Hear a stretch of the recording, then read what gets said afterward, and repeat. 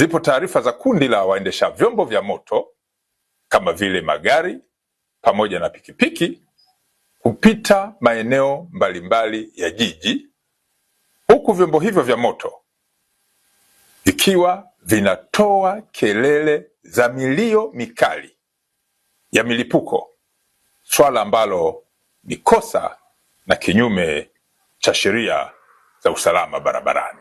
Kufuatia kero na fujo hizo, Jeshi la Polisi Kanda Maalum ya Dar es Salaam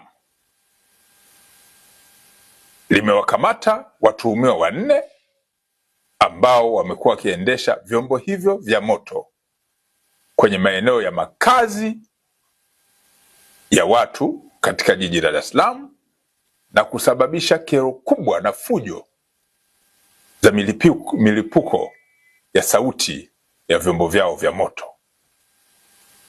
Watuhumiwa hao 4 ambao wamekamatwa pamoja na pikipiki zao ambazo ni vyombo vya moto ni pamoja na Abdalla Masumbuko maarufu kama Makute. Huyu ni mkazi wa Tabata, lakini pia amekamatwa Julius Dismas maarufu kama Nyakamwe. Huyu ni mkazi wa Mwananyamala.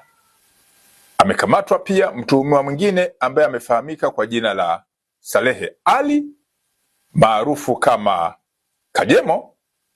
Huyu ni mkazi wa Kijitonyama.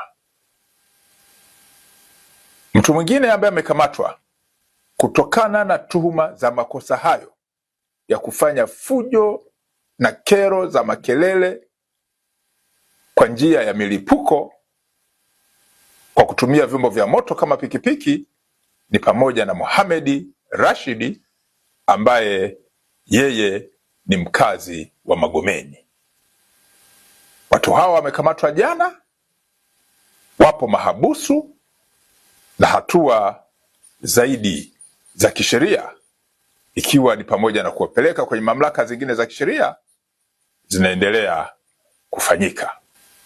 Jeshi la Polisi Kanda Maalum ya Dar es Salaam linatoa wito kwa watumiaji wote wa barabara wakiwemo waendesha vyombo vya moto kuendelea kuzingatia sheria za usalama barabarani, lakini pia kanuni na taratibu ambazo zipo kwenye sheria hizo ili watu wasiendelee kupata bughudha pale wanapotumia barabara.